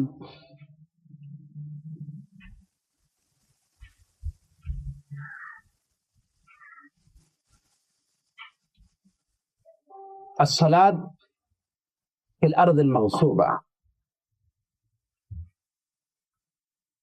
জবরদখলকৃত কোন জমিতে সালাত আদায় করা। এখন এখানে মূল কাজ কি দেখা যায় যে মূল কাজটা হচ্ছে সালাত, অথচ আজ সালাত পালন করা, সালাত কায়েম করা এটা একটা আদিষ্ট বিষয়, শরীয়তের নির্দেশ দিয়েছে, এটার মধ্যে কোনো মাকসাদা নেই, এটা আদিষ্ট বিষয়। কিন্তু জবরদখলকৃত কারো কাছ থেকে ছিনিয়ে নেয়া জমিনে সালাত আদায় করা এটা কি হারাম। এখন এটা কি কারণে, এই হারামটা কি? সালাতটা তার মৌলিকত্বের দিক থেকে এটা হারাম না, এটা বরং আদিষ্ট বিষয়। কি কারণে হারাম হলো? যে বিষয়টা তার সাথে এসে অ্যাড হয়েছে। কোন জায়গায় সালাত আদায় করতেছে, যে জায়গাতে সে সালাত আদায় করতেছে ওই জায়গাটা কিনা, সিদ্ধভাবে অর্জিত না বা ওই জায়গাটা তার জন্য হালাল না, সেই কারণে ওই যে বিষয়টা অ্যাড হয়েছে ওই বিষয়টার মধ্যে ফসাদ থাকার কারণে এইটা হারাম। এটাকে বলা হয় আল মুহাররাম লিগাইরিহি, আল মুহাররাম লিগাইরিহি। যারা আরবি জানেন তারা এই বিষয়টাকে আরো সহজভাবে কি করতে পারেন, যে হারাম একটা হলো আল মুহাররাম লিজাতিহি, ওই যেটাকে আমরা বললাম যেটা মৌলিকভাবেই হারাম, আর একটা হলো মৌলিকভাবে সে হারাম, বিষয়টা হারাম না, কিন্তু যে বিষয়টা অ্যাড হয়েছে ওই বিষয়টা ফাসাদ হওয়ার কারণে, এই বিষয়টার মধ্যে ফাসাদ থাকার কারণে এই বিষয়টাকে হারাম করা হয়েছে। এই ধরনের হারামকে বলা হয় মুহাররাম লিগাইরিহি।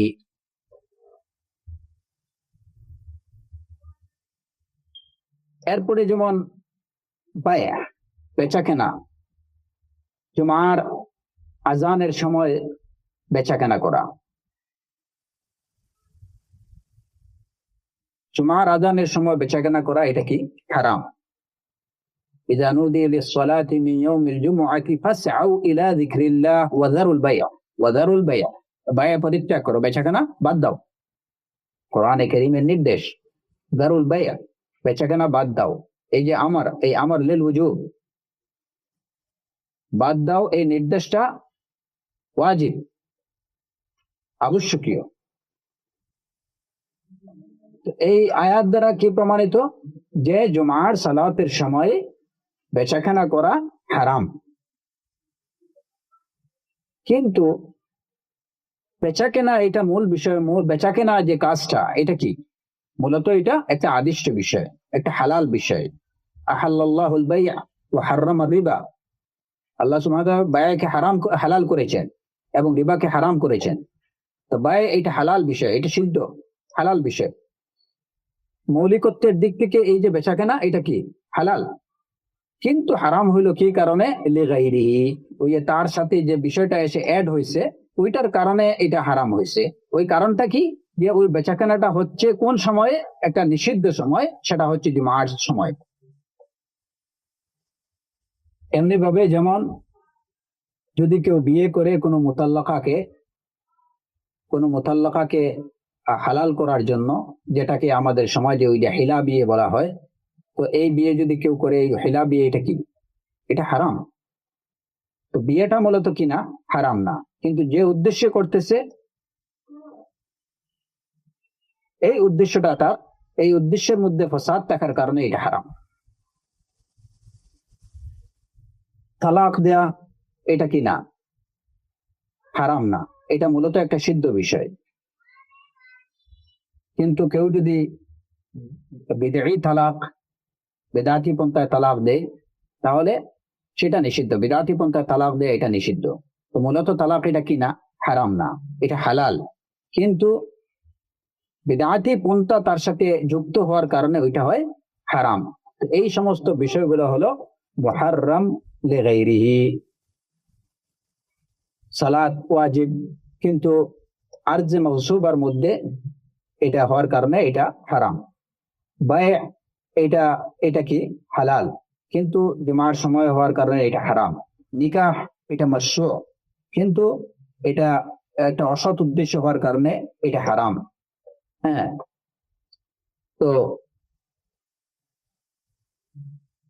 এই যে মুহাররাম লিগাইরিহি, এই মুহাররাম লিগাইরিহিটা তার নামটাই বুঝিয়ে দিচ্ছে যে এটা হারাম হয়েছে অন্য একটা কারণে, কিন্তু মূলত ওই বিষয়টা হারাম না।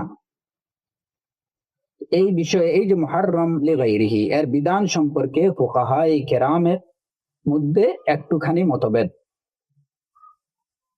ফুকাহায়ে কেরামের মধ্যে একটুখানি মতভেদ আছে।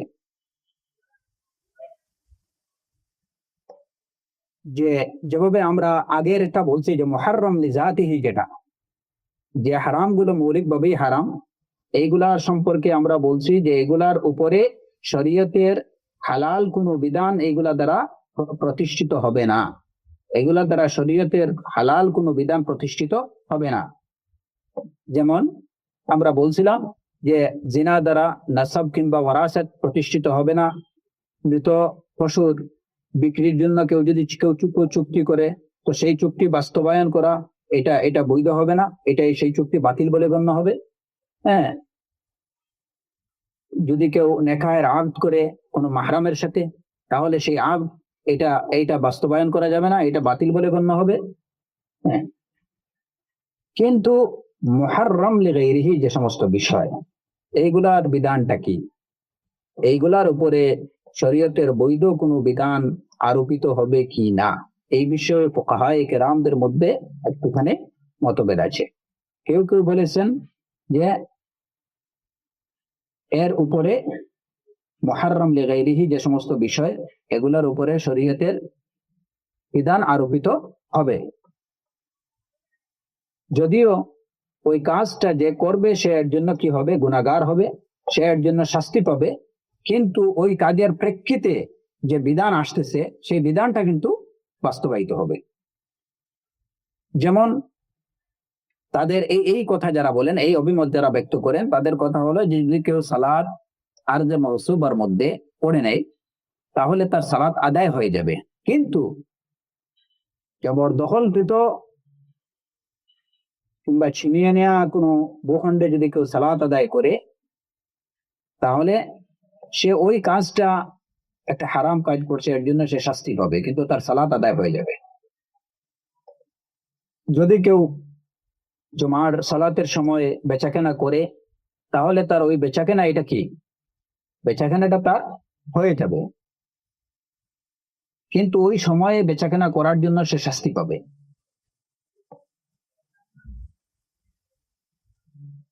এটা হচ্ছে ফুকাহায়ে কেরামদের কিছু সংখ্যকের অভিমত, এবং অন্য কিছু সংখ্যকদের অভিমত হলো যে মুহাররাম লিগাইরিহি যে সমস্ত বিষয়, এগুলার উপরেও মুহাররাম লিজাতিহির মতোই এগুলার উপরে শরীয়তের হালাল কোনো বিধান এগুলা দ্বারা সাব্যস্ত হবে না। সুতরাং কেউ যদি আরদেন উসুবার মধ্যে সালাত আদায় করে তাহলে তার সালাতই হবে না। কেউ যদি জুমার সালাতের সময় বেচাকেনা করে তাহলে তার এই বেচাকেনা এটা সহি হবে না। হ্যাঁ, তো এই হলো ফুকাহায়ে কেরামদের আরো কিছু সংখ্যকের অভিমত।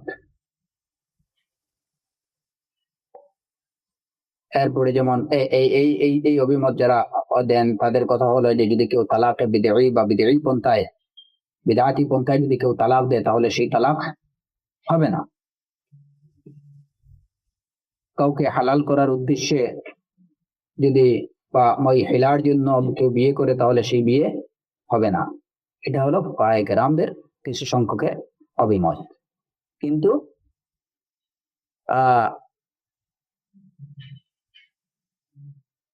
এই বিষয়ে বেশিরভাগ ফুকাহায়ে কেরামদের অভিমত হলো যে মুহাররাম লিগাইরিহি যে সমস্ত বিষয়, সেই বিষয়গুলার যদি কেউ করে তাহলে সে অবশ্যই শাস্তি পাবে, কিন্তু যেহেতু মূল কাজের মধ্যে কোনো ফাসাদ নেই কিংবা মূল কাজটা যেহেতু বৈধ, সুতরাং মূল কাজটা বৈধ বলেই গণ্য হবে, এবং সেই হিসাবে তার উপরে বৈধ যে সমস্ত, এর দ্বারা যে সমস্ত বৈধ বিধানগুলো যেগুলো আছে সেগুলা প্রতিষ্ঠিত হবে। তো এই আলোচনা থেকে আমরা যেটুকু জানলাম যে হারাম শরীয়তের পরিভাষায়, দেখার পরিভাষায় হারাম কাকে বলে, হারাম চেনার উপায় কি, এবং হারাম কয় প্রকার, এবং এগুলার বিধান কি। তো এই সব জানার পরে আমাদের উচিত ফাহদারিল মুহাররামাত মিনাল উমুর, ফাহদারিল মুহাররামাত মিনাল উমুর, কারণ এই মুহাররামাত থেকে বেঁচে থাকো, মুহাররামাতের মধ্যে কোনো কল্যাণ নেই।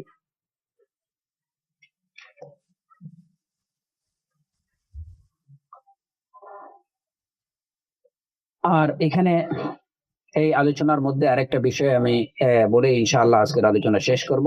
সেটা হচ্ছে যে শাহ ফওজান হাফিজাহুল্লাহ এখানে যে কথা বলছেন যে যদি কোনো বিষয়ের মধ্যে যে হারাম যে বিষয়, এটার মধ্যে ফাসাদ আছে, ফাসাদ হয়তো কোনোটার মধ্যে বেশি থাকতে পারে, হয়তো কোনোটার মধ্যে পুরোটাই ফাসাদ হবে, কোনোটার মধ্যে হয়তো বেশিরভাগ ফাসাদ হবে, কোনোটার মধ্যে সমান সমান ভালো এবং মন্দ দুটো সমান সমান হবে, সর্বাবস্থায় এটা বর্জনযোগ্য এবং এটা হারাম। হ্যাঁ, তো এই হারামটা, এই মুহাররামাত বা নিষিদ্ধ বিষয়গুলা এটা শিরক হতে পারে। যেমন আয-যাবহ লিগাইরিল্লাহ, আন-নাযর লিগাইরিল্লাহ, আদ-দুআ লিগাইরিল্লাহ, এগুলা হলো উমুর শিরকিয়াত, এগুলা শিরকি কার্যক্রম। এগুলাকে আল্লাহ সুবহানাহু ওয়া তাআলা এই নিষিদ্ধ ঘোষণা করছেন। এর মধ্যে যে ফাসাদ কি আছে, তো এটা আপনারা সবাই জানেন। হ্যাঁ, যে কত ধরনের ফাসাদ, দিনের ফাসাদ, দুনিয়ার ফাসাদ এর মধ্যে। তারপরে যেমন আহ আহ, কুফর জাতীয় বিষয়গুলা, এগুলাও হারাম। হ্যাঁ, যেমন কেউ যদি আল্লাহ সুবহানাহু ওয়া তাআলার বিধান ব্যতীত অন্য কোনো বিধানকে মানুষের জন্য, মানব জাতির জন্য অধিক উপযোগী, অধিক কার্যকর, ফলপ্রদ বলে মনে করে বিশ্বাস করে, এটা হবে কুফর। হ্যাঁ, তো এটার মধ্যে মানুষের দুনিয়া এবং আখেরাতের কত যে অকল্যাণ অনিষ্ট নিহিত রয়েছে, এটা প্রায় সবাই জানে। তারপরে যে সমস্ত মাআসির ব্যাপার, মাআসির মধ্যে যে কি ধরনের অনিষ্ট আছে তার তো কিছু উদাহরণ ইতিমধ্যে আমরা আলোচনা করেছি। এই যে জিনা, তারপরে ধরেন বেবিচার হোক, তারপরে মদ পান, জুয়া, এইগুলার মধ্যে ব্যক্তি, সমাজ, সবকিছুরই এবং দুনিয়া ইহ পরকালের অনিষ্ট, অসংখ্য অনিষ্ট বিদ্যমান। কোনোটাতে বেশি হতে পারে, অনিষ্টের পরিমাণ বেশি হতে পারে, কোনোটার মধ্যে কম হতে পারে। হ্যাঁ, যেমন মদ সম্পর্কে, জুয়া সম্পর্কে আল্লাহ সুবহানাহু ওয়া তাআলা বলেছেন, ফীহিমা ইসমুন কাবীরুন ওয়া মানাফিউ লিন-নাস ওয়া ইসমুহুমা আকবারু মিন নাফইহিমা, যে দুইটার মধ্যে বিরাট ইসম রয়েছে, পাপ রয়েছে, সামান্য কিছু ফায়দা আছে। ওয়া ইসমুহুমা আকবারু মিন নাফইহিমা, তার মধ্যে যে কল্যাণ আছে, এই কল্যাণটা, তার মধ্যে যে পাপ আছে, হ্যাঁ, তার পাপটা, তার মধ্যে যে কল্যাণ আছে, এই কল্যাণ থেকে অনেক অনেক বেশি বড়। সুতরাং যে কাজের মধ্যে অনিষ্টের পরিমাণ বেশি কিংবা সমান, সেটাও বর্জন যোগ্য। এই যে বিষয়টা, এরপরে শেখ ফৌজান হাফিজাহুল্লাহ এখানে যে কথা বলতেন, ফাইযা ইজতামাআ ফি শাইই খায়রুন ওয়া শাররুন ফাইন কানা আশ-শাররু আকতারা আও মুসাউইয়ান ফাতাজান্নাবহু, যদি এই কাজের মধ্যে, একটা কাজের মধ্যে ভালো এবং মন্দ দুইটাই থাকে, তাহলে যদি তার মধ্যে মন্দের পরিমাণ বেশি থাকে অথবা ভালো এবং মন্দ সমান সমান থাকে, তাহলে ওইটা থেকে বেঁচে থাকো। আর যদি ওয়া ইন কানাল খায়রু আকতারা ফালা মানিআ মিন আখযিহি, যদি ওইটার মধ্যে ভালোর পরিমাণ বেশি থাকে, তাহলে এটাকে তুমি পালন করতে পারো, এটাকে ধরতে পারো, এটাকে অবলম্বন করতে পারো। ওয়ায়ুক্তাবারু শাররুল ইয়াসীরু মাআল খায়রিল কাসীর, অধিক কল্যাণের সাথে সামান্য অনিষ্ট যদি থেকে থাকে, তাহলে এতে কোনো এইটা ক্ষমাযোগ্য, এটা ক্ষমাযোগ্য। যেমন আপনার দরজার সামনে একটা বাঘ দাঁড়িয়ে আছে, এখন ওই বাঘটাকে ধরতে গেলে কিংবা ওইটাকে মারতে গেলে দেখা গেল যে এর সাথে একটা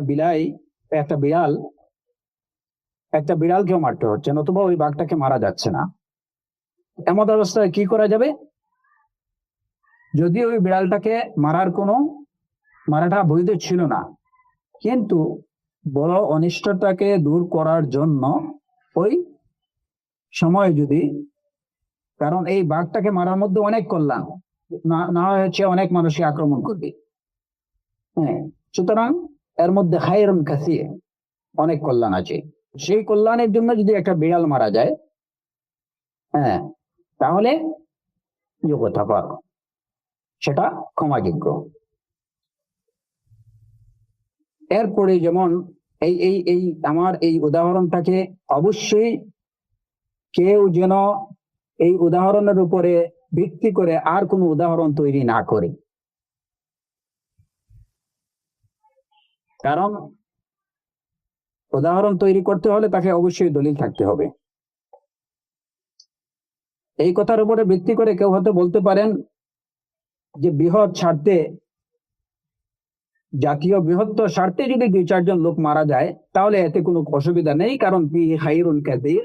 আর এই যে 2-4 জন মারা যাচ্ছে, ইউগতাফার, লা ওয়া আলফু কাল্লা, এই কথার কোনো ভিত্তি নেই, এই কথার কোনো প্রমাণ নেই। শরিয়াতে।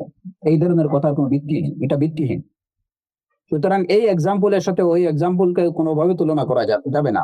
এই আলোচনায় আমি এখন যাচ্ছি না, এই আলোচনায় গেলে বিষয় অনেক লম্বা হয়ে যাবে। ইনশাআল্লাহ যদি পরবর্তী সময় আমাদের কোনো সুযোগ পাই, আমরা এই বিষয়ে আলোচনা করব। আমি এই বিষয়ে অন্য একটা উদাহরণ আমি আপনাদেরকে দিয়ে আজকে বিষয়ে আলোচনা শেষ করবো ইনশাআল্লাহ। যেমন মনে করেন যে আমাদের দেশে বেশিরভাগ কি 100-র মধ্যে 99টা যে সমস্ত লাইব্রেরি গুলো আছে, সেই লাইব্রেরি গুলোতে আহলুল আহওয়া, আহলুল বিদা, হিজবিয়ুন, আরো অনেক, মানে জাতে বেজাতে বিচিত্র ধরনের বইপত্র বিক্রি করা হয়। এমত অবস্থায় দেখা গেল যে বাংলাদেশে অথেন্টিক বুক বিক্রি করে এ ধরনের কোনো বুক স্টল নেই, হয়তো মাত্র একটা আছে। কিন্তু সেই একটা বুক স্টল থেকে সারা বাংলাদেশে বই সাপ্লাই করা, কিংবা হয়তো ওই বুক স্টলটা এটা হলো একদম হয়তো আননোন বা এমন একটা জায়গায় পড়ে আছে যে হয়তো মানুষজন জানেই না। হ্যাঁ, কিন্তু অন্যান্য নামি দামি অনেকগুলো বই আছে যেখানে মানুষ ভিড় করে, এবং যে বুক স্টল গুলোতে হরেক রকমের দিনী বেদিনী বদিনী বইয়ের সমাহার আছে। যদিও আমাদের কাজ হলো যে আমরা সত্যের সাথে মিথ্যার সংমিশ্রণ করব না, এটা এটা হলো আমাদের হুকমে আম। কিন্তু যেহেতু আপনার এখানে কোনো অথেন্টিক বুকই নেই এবং এ ধরনের বুক স্টল নেই, এই ধরনের সিচুয়েশনে যদি ওই সমস্ত বই লাইব্রেরি গুলোতে আপনি আপনার 2-4টা বই নিয়ে দিতে পারেন, তাহলে ওই যে বৃহত্তর যে ওইখানে গেলে মানুষ হয়তো ওই যে বুক স্টল গুলো থেকে একটা বই যদি ওইখানে পায়, তাহলে তারা হয়তো কেউ ওই বইগুলো নেবে। হ্যাঁ, তো নিয়ে হয়তো এর দ্বারা সে উপকৃত হতে পারে। এছাড়া আপনার ওই বইটা পৌঁছানোর আর কোনো উপায় নেই। এই যে বৃহত্তর বা বেশি কল্যাণের চিন্তায় এই যে সামান্য অকল্যাণ, যে এখানে যে অন্যান্য বই, তখন মানুষ মানে ডিফারেন্ট করতে পারবে না যে কোনটা হকপন্থী এবং কোনটা বাতিলপন্থী। কারণ এখানে শতকরা 99.99 হলো কি, এরা হক এবং বাতিল কি সেটাই বুঝতেছে না, মনে করতেছে সবই হক। ঠিক আছে বাবা, তুই ওই হকের সাথে প্রকৃত হকটা নেই। যদি ওই প্রকৃত হকটা তার হাতে চলে যায়, তাহলে হয়তো প্রকৃত হকটাকে বুঝার একটা সুযোগ তার তৈরি হবে। সেই হিসাবে এটা দেয়া যেতে পারে যে এই ধরনের মিক্সার মার্কা লাইব্রেরিতে একটা বই আমাদের দেয়া গেল, যে হয়তো এখানে লোকজন আসবে, যদি তাদের কাস্টমার অনেক বেশি এবং তাদের এখান থেকে সারা বাংলাদেশে বই সরবরাহ করা হয়, তো ওই বইটা যদি যায়, তো একজন লোক প্রকৃত সত্য সম্পর্কে জানতে পারে। কিন্তু ওই একই বিষয়, যে যেখানে মানুষ হক এবং বাতিলের মধ্যে পার্থক্য নির্ধারণ করার শক্তি রাখে, এবং যেখানে আলহামদুলিল্লাহ যে ধরেন একটা সমাজ তৈরি হয়ে গেছে, যে সমাজগুলো বুঝতে পারে যে কোনটা হক এবং কোনটা বাতিল, এবং যারা একটা বিশ্বস্ত নির্ভরযোগ্য মাখাবা খুঁজে, সেই জায়গাতে যদি দেখা গেল যে আপনার বই পাওয়া যাচ্ছে, যেখানে আমাদের বিভিন্ন এই যে রম্য লেখক যারা আছে তাদের বইও বিক্রি হচ্ছে, হ্যাঁ, আহলুল বিদআর বইও বিক্রি হচ্ছে, আর সেখানে আপনার বইও নিয়ে দিবেন, এটা গ্রহণযোগ্য না। কারণ এখানে খায়ের নেই। আর যদিও খায়ের থাকে, তাহলে খায়ের এবং শার দুইটা সমান সমান। তো এই জায়গাতে আমাদের উসুল হলো কি, আমাদের মানহাজ হলো, আমরা যেখানে খায়ের এবং শার, ভালো এবং মন্দ দুইটা সমান পর্যায়ে আছে, সেখানে আমরা এটাকে বর্জন করব। যেখানে ভালোটা বেশি থাকবে, মন্দের পরিমাণটা হবে খুব কম, সেটাকে আমরা হয়তো গ্রহণ করে নিতে পারি। তো আল্লাহ সুবহানাহু ওয়া তাআলা আমাদেরকে হালাল এবং হারামের মধ্যে পার্থক্য নির্ধারণ করার এবং হালাল গুলোকে অবলম্বন করার, হারাম থেকে বেঁচে থাকার তৌফিক দান করুন, এবং আমাদেরকে দ্বীনি জ্ঞান, ইলমে নাফিআ দান করুন, আমলে সালেহের তৌফিক দিন। এবং আমাদের ঈমানকে আল্লাহ সুবহানাহু ওয়া তাআলা বাড়িয়ে দিন। ওয়া সাল্লাল্লাহু আলা নাবিয়িনা মুহাম্মদ ওয়া আলা আলিহি ওয়া সাহবিহি ওয়া সাল্লাম।